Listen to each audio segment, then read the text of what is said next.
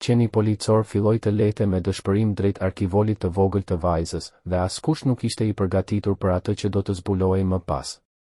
Varrimi duhej të ishte i heshtur, i respektueshëm, i mbushur me dhimbje të qetë. Por askush nuk e kishte imagjinuar që një qen policor, i njohur për qetësinë dhe disiplinën e tij, do të humbiste plotësisht kontrollin. Ndërsa arkivoli i bardhë i vogël po ulej ngadalë drejt varrit, qeni u hodh përpara, duke lejur me një dëshpërim që ngrinte gjakun e të gjithëve të pranishëm. Pse do të sillte një qen i trajnuar policor në këtë mënyrë në varrimin e një fëmie, pëshpëriti dikush. Askush nuk kishte përgjigje. Nëna e vajzës, e shkatëruar nga dhimbja, ra në gjunjë duke u lutur që policët ta ndalonin qenin. Trajneri i tij luftonte për ta mbajtur, por kafsha refuzonte të largohej, duke gërvishtur arkivolin sikur përpiqej ta hapte. Disa mendonin se qeni po vajtonte. Të tjerë mendonin se ishte i hutuar. Por askush nuk e kuptonte pse ai nuk ndalonte së lehuri. Derisa një oficer vuri re diçka ndryshe. Intensiteti në sytë e qenit nuk ishte trishtim. Ishte paralajmërim. Brenda një ore, ajo që dukej si një varrim i zakonshëm do të shndërrohej në një hetim kriminal që do të trondiste gjithë qytetin. Qielli rëndonte mbi varrezën Morro da Paz, i mbuluar nga re gri që pasqyronin dhimbjen e thellë të pranishmëve. Qindra çadra të zeza mbulonin barin si hije të heshtura. Edhe zogjt kishin pushuar së kënduari, sikur e dinin se kjo nuk ishte një ditë për jetë. Në qendër ndodhej një arkivol i vogël, shumë i vogël, tmerrësisht i gabuar për të qenë aty. Zambak të bardhë e rrethonin, petalet e tyre që dridheshin lehtë si lodh. Brenda ishte Sofia Oliveira, një vajzë 7 vjeçare, e cila vetëm një javë më parë kishte qeshur dhe luajtur në rrugën përballë shtëpisë së saj. Sot, qyteti po e varroste. Fëmijët e shkollës qëndronin pranë prindërve të saj, të hutuar, duke përqafuar lodra dhe karta me shkrime të dridhura. Askush nuk dinte si t'u shpjegonte se një fëmijë mund të zhduket kaq papritur. Nëna e Sofis, Ana, qëndronte pranë arkivolit me duart mbi fytyrë. Trupi i saj dridhej pa kontroll. Ajo kishte qarë aq shumë sa zëri i ishte shuar. Babai, Carlos, e mbante fort për krahu, megjithse edhe sytë e tij ishin të kuq nga lotët. Ai shikonte arkivolin sikur priste që gjithçka të ishte një makt. Autoritetet e kishin quajtur vdekjen e Sofis një aksident. Një rënje nga shkallët e vjetra të shtëpisë. Por për shumë njerëz, historia nuk dukej kurrë e qartë. Kur policia mbërriti, gjithçka ndryshoi. Oficeri Rodriguez u afrua ngadalë duke mbajtur thorin, një qen policor raca pastor gjerman, më i besuar i njësisë KND. Ai nuk ishte aty për siguri. Ishte aty sepse Sofia e donte thorin. Ajo e kishte vizituar shpesh komisariatin, duke e përqafuar qenin me gëzim. Të pranishmit menduan se Thor po afrohej për t'u përshëndetur. Por sapo ju afrua arkivolit, diçka ndodhi. Thor u ndal pa pritur. Veshët i u ngritën. Trupi i u ngurtësua. Filloi të nuhaste ajrin me frymëmarrje të shpejta e të çrregullta. Qet, djalosh, murmuriti Rodriguez duke tërhequr lehtë zinxhirin. Thor nuk lëvizi. Sytë e tij u fiksuan mbi arkivol me një intensitet që i ngriti qimet në qafë oficerit. Pastaj, pa paralajmërim, ai u hodh përpara me forcë. Turma u trondi. Një grua bërtiti. Thor filloi të gërvishte drurin e arkivolit, duke rënkuar me një dëshpërim të thellë, sikur diçka brenda tij po thërriste për ndihmë. Nuk ishte agresion. Ishte urgjencë. Fëmijët filluan të qanin. Të rriturit u tërhoqën prapa. Ana u afrua, fytyra e saj e mbushur me lodh. Pse po e bën këtë? Pse pranë fëmijës tim? Pyeti ajo me zë të thyrë. Rodriguez e dinte një gjë, Thor kishte nuhatur bomba, drogë, armë. Kur nuk kishte reaguar kështu. Diçka nuk është në rregull, pëshpëriti ai. Në atë moment, një oficer tjetër vuri re një burr në fund të turmës. Ai qëndronte krejtësisht i palvizshëm, ndërsa të tjerët qanin ose flisnin, ai nuk shfaqte asnjë emocion. Sytë e tij nuk ishin të arkivoli. Ishin të Thor. Kjo ishte e çuditshme. Burri kishte duart të shtrënguara fort, frymëmarrje të shpejtë dhe këpucë të ndotura me baltë, ndonse toka ishte e thatë. Kur sytë e tij u kthyen për një çast nga arkivoli, shpreha e tij ndryshoi. Nuk ishte trishtim. Ishte frikë. Dhe atëherë, ndërsa Thor u lërinte sërish me një thirrje paralajmëruese që përshkoi varrezën, oficeri e kuptoi. ky varrim nuk po fshete vetëm dhimbje. Po fshete një sekret që dikush shpresonte të mbetej I varrosur për gjithmonë. Një pëshertim kolektive përshkoi turmën. Çfarë po ndjente ai? Askush nuk u përgjigj. Disa nga të pranishmit u tërhoqën mbrapa, duke murmuritur me nervozizëm. Fëmijët u kapën fort pas prindërve të tyre. Prifti u largua disa hapa, me pasigurinë të stampuar në fytyrë. Dora që I dridhej anës preku shpinën e Thorit, por qeni nuk e shikoi. Sytë e tij mbetën të fiksuar te Arkivoli, sikur çdo instinkt brenda tij po bërtiste për të arritur atë që ndodhej poshtë. Pastaj Thor bëri diçka që I ngriti gjakun të gjithëve. Ai u shtri drejt për drejt mbi Arkivol, duke vendosur kokën pikërisht aty ku do të ishte zemra e Sofis. Një rënkim I butë, lutës dhe I thyer I doli nga gryka. Ana ndali frymën. Dora e Carlosit u shtrëngua fort rreth saj. Oficeri e vështroi skenën, ndërsa frika I rritej me shpejtësi. Thor nuk po vajtonte. Ai po dëgjonte. Ai kishte punuar me Thorin për 5 vite. Mjaftueshëm gjatë për të njohur çdo shenjë, çdo lëvizje të veshëve, çdo ndryshim të frymëmarrjes së tij. Thor nuk ishte I paparashikueshëm. Nuk vepronte kurrë pa arsye. Kurrë, ndërsa qeni shtypte sërish kokën kundër Arkivolit, një të ftohtë I përshkoi shpinën oficerit. Thor nuk ishte I hutuar. Nuk ishte I frikësuar. Ai ishte në gatishmëri të plotë. E njëjta qëndrim që kishte kur gjente fëmijë të humbur nën rënoja. E njëjta dridhje e përmbajtur kur ndjente gjurmë të dobëta jete njerëzore. I njëjti fokus absolut që kishte gjatë operacioneve të shpëtimit. Të gjitha shenjat ishin aty. Frymëmarrje e shpejtë. Veshë të ngritur. Një rënkim I vazhdueshëm dhe I ulët. Putra që godiste të njëjtin vend me qëllim të qartë. Kjo nuk ishte sjellje e rastësishme, po jep shenja gjurmimi, tha oficeri me zë të ulët dhe të tensionuar. Një tjetër u kthye me shpejtësi. Gjurmim? Por nuk ka askënd për të gjurmuar. E di si duket, u përgjigj ai pa I ndarë syt qenit. Por unë e njoh Thorin.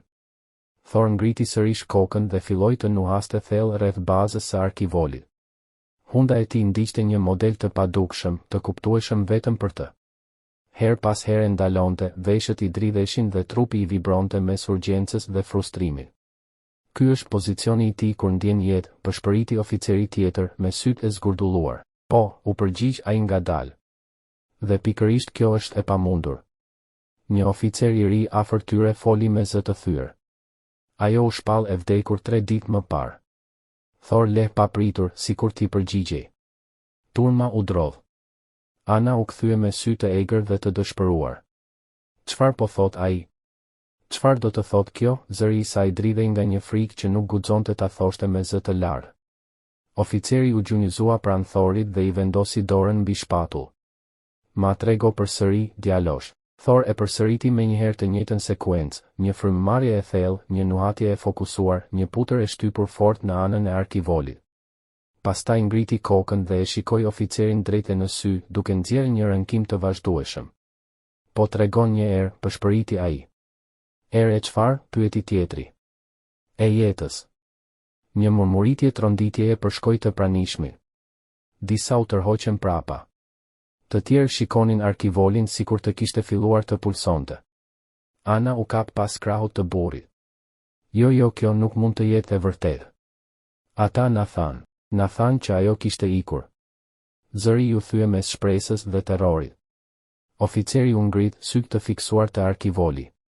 Thor le sërish me forcë dhe urgjencë. Po thua se dikush nisi, por fjalia mbeti pezull. Po them që diçka nuk është në rregull, tha oficeri me zë të fortë. Thor filloi të gërvishte sërish më fort me dëshpërim të egër. Dhe për herë të parë që nga fillimi I varrimit, oficerët nisën ta besonin. Qeni u ankorua pas Arkivolit, putrat e futura në tokë, gjoksi I shtypur pas drurit, sikur po mbronte dikë. Rënkimi I tij nuk ishte kërcënues, ishte ai tingull që nxirrte vetëm kur dikush kishte nevojë për ndihmë. Ai shtypi veshin pas Arkivolit. Po dëgjonte. Me të vërtetë. Babai I Sofis doli përpara, fytyra e zbardhur. Çfarë po bën ai? Oficeri pa Thorin të godiste 2 herë Arkivolin me putër në një model të saktë.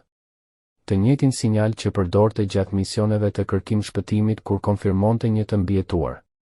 Po konfirmon, tha dikush me zë të dridhur. Konfirmon çfarë? Ana mbuloi gojen duke u dridhur. Ju lutem mos ma bëni këtë nëse nuk është e vërtetë. Thor le fort dhe gërvishti sërish duke zhvendosur pëlhurën mbi kapakun e arkivolit. Nuk mund ta injorojmë, tha oficeri me vendosmëri. Ndaloni varrimin. Një val murmuritjesh shpërtheu. Disa protestuan. Të tjerë përqafuan fëmijët më fort. Ky varrim është pezulluar, u tha me zë të prerë. Në atë moment, ndërsa kaosi përhapej, një burr në fund të turmës filloi të lëvizte ngadalë me kujdes. Jo si dikush i tronditur nga dhimbja, por si dikush që po ikte. Thor ngriti kokën pa pritur. Kur e pa burrin që largohej, qeni lëshoi një leje paralajmëruese, të mpret dhe agresive. Kjo nuk ishte më dëshpërim. Kjo ishte njohje e rrezikut. Burri u kthye dhe vrapoi. Ndalo, u dëgjua një britm. Thor u shkëput si rrufe. Dhe ndërsa ai ndiqte të dyshuarin mes varreve, një e vërtet e frikshme u bë e qartë për të gjithë. Ky varrim nuk ishte fundi i historisë. Ishte vetëm fillimi. Ndërsa Thor ndiqte burrin që po ikte mes varreve të vjetra të Varezës, një pyetje shkatëruese pushtoi mendjen e oficerit. Pse do të ikte një burr nga varrimi i një fëmie, nëse nuk kishte diçka të tmerrshme për të fshehur? Ai u kthye me vrap drejt makinës së policisë, duke lënë pas një turm të tronditur që murmuriste empir nga frika. Zhurmat e njerëzve u shuan ndërsa mendja e tij përqendrohej vetëm në një gjë, diçka ishte thellësisht e gabuar dhe ai kishte nevojë për përgjigje menjëherë. Hapi derën e pasagjerit, u përkul mbi sedilje dhe nxori një dosje të hollë, raporti i autopsisë së Sofisë. Ai e kishte marrë vetëm për të qenë i përgatitur në rast se familja kishte pyetje. Tani, dokumenti dukej më pak si një formalitet dhe më shumë si çelësi i një enigme të errët. Gishtat i dridheshin ndërsa shfletonte faqet. Shkaku i vdekjes, rënje aksidentale që rezultoi në traumë të rëndë kraniale. Ora e vdekjes, e pasigurt për shkak të temperaturës së ulët trupore në momentin e gjetjes. Shënime shtesë, mavjosje të shumta, të papërputhshme me një rënje të vetme. Rekomandim, teste të mëtejshme të sugjeruara, por të refuzuara nga familjarët më të afërt. Ai ngriti syt, balli ju rrudh. Ai e kishte lexuar këtë raport më parë. Por tani, pas reagimit të Thorit, çdo fjali dukej si një paralajmërim. Nëse trauma kraniale ishte shkaku i vdekjes, pse ora e vdekjes ishte e pasigurt? Kjo nuk ishte normale. Nuk ishte as pak. Një oficer tjetër mbërriti me vrap, duke marrë frymë me vështirësi. Burri iku drejt pyllit. Thor është ende pas ti, tha ai, duke fshirë djersën nga balli. Çfarë ke aty? Dosja ju dorëzua pa fjalë. Lexoje, tha oficeri i parë. Dhe më thuaj çfarë sheh. Faqet u shfletuan shpejt. Syt e tjetrit u ngushtuan me çdo rresht. Këto mavjosje, ky model, kjo nuk është nga një rënje e zakonshme, tha më në fund. E di, u përgjigj oficeri me zë të ulët. Pikërisht këtë mendova. Një erë e ftohtë përshkoi Varezën, duke i bërë lulet të dridheshin lehtë. Ana, ende e gjunjëzuar pranë arkivolit, ngriti syt e përlotur. Çfarë po lexoni? Pyeti ajo me zë të dobët. Për çfarë po flisni? Oficeri u afrua ngadalë dhe u përkul pranë saj. Zonjë, a ju kanë shpjeguar ndonjëherë këto mavjosje? Ai i tregoi rreshtin në raport. Ana tundi kokën ngadalë. Jo na than vetëm se ajo rëshiti, se ra, tha ajo, me zë që i dridhej. Na than se kishte ndëruar jetë kur e gjetën. Ai hezitoi për një çast, pastaj vazhdoi me kujdes. Ka edhe diçka tjetër. Mjeku ka shkruar se temperatura e trupit të saj ishte jashtëzakonisht e ulët. Edhe për një fëmijë që supozohet se kishte vdekur disa orë më parë. Duart e Anës filluan të dridheshin pa kontroll. Çfarë do të thotë kjo? Përshpëriti ajo. Çfarë po më thoni? Oficeri tjetër mbylli raportin. Do të thotë që koha e vdekjes nuk është e qartë. As pak e qartë, tha ai me zë të rëndë. Dhe Thor nuk po reagon ndaj erës së vdekjes. Ana mbuloi gojen duke marrë frymë me vështirësi. Ai po reagon ndaj të kundërtës, shtoi oficeri. Një murmuritje frike përshkoi turmën. Dikush filloi të qante me zë të lartë. Dikush mund ta ketë inskenuar vdekjen e saj, tha oficeri më në fund. Një val shoku përfshiu Varezën. Inskenuar, pyeti dikush me zë të dridhur. Pse do ta bënte dikush këtë me një fëmijë? Askush nuk ju përgjigj. Sepse tani çdo detaj i raportit, çdo mospërputhje, çdo reagim i Thorit po tregonte drejt një të vërtetë të frikshme. Sofia nuk ishte e vdekur kur e gjetën, dhe personi që e dinte këtë mund të ishte burri që Thor po ndiqte. Vareza u zhyt në një heshtje të tmerrshme. Vetëm latrat e largëta të Thorit, të dobëta por urgjente, çanin ajrin si një siren paralajmëruese. Ana u mbështet fort te krahu i bashkëshortit të saj, frymëmarrja e saj e çrregull dhe e dhimbshme. Oficerët qëndronin në mes të kaosit, duke u përballur me një të vërtetë që dukej e pamundur. Ai u kthye nga ekipi i varrimit. Largohuni nga arkivoli, urdhëroi me zë të prerë. Punëtorët hezituan, duke shkëmbyer shikime nervoze. Ata kishin parë dhimbje, kishin dëgjuar britma, kishin përjetuar skena të vështira. Por kur diçka të tillë? Ne nuk mund ta hapim një arkivol të vulosur pa, filloi njëri prej tyre. Nuk po e hapim ende, e ndërpreu oficeri. Por askush nuk e prek atë arkivol derisa të kemi autorizim. Ana ngriti sytë e mbushur me lodh. Autorizim, pëshpëriti ajo. Ju lutem më thoni çfarë po ndodh. Ai ju afrua dhe foli me zë të ulët. Thor po reagon ndaj diçkaje brenda arkivolit. Diçkaje ndaj së cilës ai reagon vetëm kur ka jetë. Trupi i Anës u ngurtësua. Jo, nuk mund ta thoni këtë, tha burri i saj, duke tundur kokën me forcë. Ajo ka ikur. Mos na bëni këtë. Oficeri e shikoi drejt në sy. Nuk po përpiqem t'ju lëndoj. Po përpiqem të sigurohem që të mos e varrosni vajzën tuaj të gjallë. Një pëshertim e tmerrshme përshkoi turmën. Disa u tërhoqën mbrapa. Të tjerë filluan të luteshin në heshtje. Prifti mbuloi gojen me dorë, i tronditur. Radioja u ndez. Kemi emergjencë në Varezë. Kërkojmë autorizim të menjëhershëm për të ndalur varrimin dhe për të hapur arkivolin.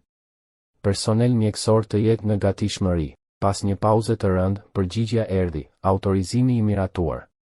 Procedoni sipas protokollit emergjent. Ana ra përsëri në gjunjë. Sofia, nëse mund të më dëgjosh, pëshpëriti ajo. Dy paramedik mbërritën me pajisjet e tyre. Njëri shfletoi raportin dhe syt ju zgjeruan. Kjo fëmijë mund të mos ketë qenë e vdekur në momentin e ekzaminimit, tha ai. Një heshtje e rëndë ra mbi Varezë. Do ta hapim me shumë kujdes, tha paramediku. Nëse ajo është gjallë, çdo sekond ka rëndësi. Punëtorët hoqën pëlhurën mbi arkivol. Vidat shkëlqyen nën qiellin gri. Në momentin që vida e parë u lirua, latrat e Thorit u dëgjuan nga larg, të forta, urgjente. Zemra e oficerit rrite me forcë. Çfarëdo që të ishte e mbyllur brenda atij arkivoli, ata ishin gati ta përballnin. Dhe Vareza, e mbushur me dhimbje, frikë dhe shpresë të brisht, mbajti frymën. Vëmendja e tij duhej të kthehej te ndjekja, por as ai nuk arrinte ta largonte mendjen nga arkivoli. Vida e fundit ra. Një tingull i thatë metalik u përhap në heshtje, metal që përplaset mbi gur. Paramediku kryesor mori frymë thellë. Në numërimin tim. 1-2. Ai ngriti kapakun. Një fllad ajri i ruajtur doli nga brendësia, duke sjellë me vete aromën e lehtë të zambakëve dhe kimikateve të balsamimit. Brendësia ishte e veshur me një pëlhurë roz të butë, me flutura të qëndisura dhe një jastëk të vogël që mbështeste me kujdes kokën e Sofis Oliveira. Dhe aty ishte ajo. Sofia, 7 vjeçe, e zbehtë, e palvizshme, e brishtë si porcelan. Një britme e mbytur dhe shkatëruese shpërtheu nga gjoksi i Anës. Këmbët ju dorëzuan dhe ajo u shem. Carlos e mbajti fort, ndërsa ajo përkulej përpara, e pa aftë të ndalonte dorën që zgjatej drejt vajzës së saj. Paramediku ngriti dorën me forcë. Zonjë, prisni. Zëri i tij ishte aq i prerë sa dukej sikur çante ajrin. Pulsi i oficerit u përshpejtua. Çfarë ka? Pyeti ai. Paramediku u përkul më afër. Qetësia profesionale i u zbe nga fytyra. Gishtat e tij qëndruan pezull mbi kyçin e Sofis, pa e prekur ende, sikur po kërkonte diçka pothuajse të padukshme. Pastaj shtypi lehtë. 2 sekonda kaluan. 3. 4. Sytë e tij u zgjeruan. Ka puls. Bota dukej sikur u përmbys. Ana nxori një britm të mbytur, sikur dikush ta kishte goditur. Carlos u lëkun mbrapa, sytë e zgurdulluar. Turma shpërtheu në mosbesim, britma, qarje, lutje të mbytura, njerëz që afroheshin dhe tërhiqeshin njëkohësisht. Pulsi. Ajo ka puls, bërtiti dikush. Paramediku nuk e ngriti kokën. I dobët si përfaqësor, por është aty. Ajo po merr frym. Më sillni çantën time. Tani. Oficeri u përkul përpara, i tronditur. Je i sigurt? Paramediku vendosi dorën mbi gjoksin e vogël të Sofis. Mushkërit po lëvizin, tha me zë që i dridhej. Kjo fëmijë është gjallë. Ana shpërtheu në lot të pakontrollueshëm. Sofia, zemra ime, foshnja ime. Carlos u ul në tokë, duke mbuluar fytyrën me duar. Zëri që i doli nuk ishte as të qara, as të qeshura. Ishte diçka mes tyre. Diçka që vetëm një baba që sapo i ishte kthyer vajza nga vdekja mund ta nxirrte. Paramediku i dytë u afrua me vrap, duke hapur çantat e pajisjeve. Ajo është në hipotermi të rëndë, tha me urgjencë. Kushto që e ka ekzaminuar, e ka ngatëruar të ftohtin me vdekjen. Kjo nuk ishte aksident. Noçka e oficerit u shtrëngua. A mund të lëvizet? Po, por me njëherë. Një mask oksigjeni u vendos mbi fytyrën e vogël të Sofis. Një tjetër paramedik kontrolloi bebëzat e saj. Një dridhje e lehtë u shfaq nën qepall. Ana u drodh. Ajo puliti syt. Oficeri nuk guxoi të fliste. Ai vendosi dorën mbi shpatullën e Carlosit duke e mbajtur fort. Vajza juaj është gjallë. Carlos mbuloi gojen me duar që i dridheshin, ndërsa lotët i rridhnin pa ndalur. Ne e varrosëm të gjallë. Dikush u përpoq të varroste vajzën time të gjallë. Sytë e oficerit u errësuan. Dikush e planifikoi këtë. Dikush donte që të gjithë të besonin se ajo kishte vdekur. Në atë moment, Thor u shfaq nga skaji i largët i varrezës, duke vrapuar me shpejtësi maksimale. Qimet i ishin ngritur, hunda e mbuluar me balë nga ndjekja. Ai frenoi pranë arkivolit, nuhati një herë dhe rënkoi lehtë. Pastaj preku but krahun e Sofis, sikur të thoshte, të gjeta. Tani je e sigurt, oficeri gëlltiti me vështirësi. Një fëmijë i gjetur gjallë në arkivolin e vet, një qen policor që refuzoi ta linte të varrosej. Një burr në Arati që shpresonte se një varrim do ta mbulonte të vërtetën. Kjo nuk ishte mrekulli. Ishte krim. Dhe makthi sapo kishte filluar. Në momentin që pulsi i Sofis u konfirmua, varreza u shndërrua në një kaos të organizuar. Ajo që pak më parë ishte një ceremoni mortore, tani ishte një skenë shpëtimi emergjent. Njerëzit u tërhoqën, duke qarë, duke u lutur, duke u dridhur. Ana u kap pas Carlosit, trupi i saj që dridhej ndërsa shikonte paramedikët duke punuar mbi vajzën e saj. Ju lutem, shpëtojeni. Ju lutem, shpëtojeni vajzën time. Po bëjmë gjithçka që mundemi, tha paramediku kryesor me zë të fortë, edhe pse edhe ai ishte i tronditur. Ajo është në gjendje kritike. Duhet ta çojmë në spital. Tani. Thor sillej nervoz pranë arkivolit duke bërë rrethe të vogla. Veshët i kishte mbrapa. Ai e preku përsëri but krahun e Sofis, pastaj u tërhoq duke lëshuar rënkime urgjente, sikur po i nxiste njerëzit të shpejtonin. Oficeri u gjunjëzua pranë tij. Ti e gjete, mik. Ti e shpëtove. Paramedikët e ngritën Sofin me kujdes. Trupi i saj i vogël dukej tmerrësisht i brishtë. Lëkura e saj ishte e bardhë si bora. Gishtat e vegjël ishin të përkulur, sikur po luftonin një dhimbje të padukshme. Pulsi po dobësohet, bërtiti një paramedik. Mbështilleni. Batanie termike u vendosën mbi të. Pako të ngrohta u pozicionuan rreth trupit të saj. Mask oksigjeni u mjegullua lehtë me çdo frymëmarrje të dobët. Ana bërtiti. Zemër, qëndro me ne. Të lutem. Oficeri u kthye nga kolegu i tij. Kontakto qendrën. Duam eskort për në spital. Me sirena, rrugë të hapur. Tani. Thor le një herë dhe vrapoi drejt portës së varrezës, sikur po tregonte rrugën. Sofia u vendos në barel. Koka e saj u drodh lehtë. Qepallat i lëvizën. Ajo po reagon, bërtiti një paramedik. Por gëzimi zgjati vetëm një çast. Saturimi I oksigjenit po bie. Lëvizni. Ata vrapuan drejt ambulancës. Oficerët vrapuan pas tyre. Thor nuk u nda nga ata. Sirena shpërtheu në ajër. Ndërsa ambulanca u nis me shpejtësi, Thor lëshoi një ulërim të fortë që u përhap mbi varrez. Qëndroje fort, Sofia, pëshpëriti oficeri, por ai e dinte diçka tjetër me siguri, kushdo që ishte përpjekur ta varroste atë fëmijë të gjallë nuk do të ishte I lirë për shumë kohë. Pak çaste më vonë, oficerët u kthyen te makina. Thor ishte ende I tensionuar, hunda në tokë, instinktet në alarm. Duhet të flasim për burrin që iku, tha kolegu I tij. Oficeri hapi sërish dosjen.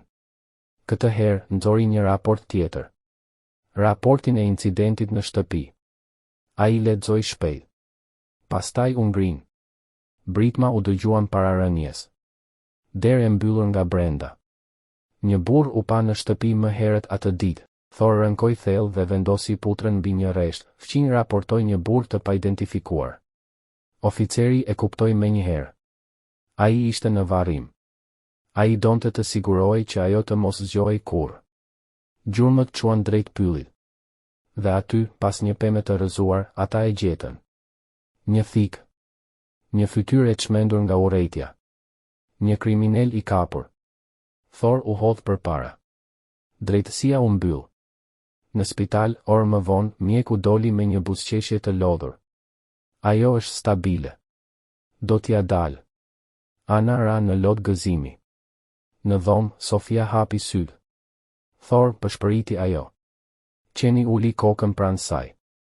Heroi im, dhe bota mësoi një të vërtetë që nuk do të harrohej kurrë, heronjt nuk mbajnë gjithmonë uniform. Ndonjëherë, ata ecin mbi 4 putra dhe refuzojnë të dorëzohen.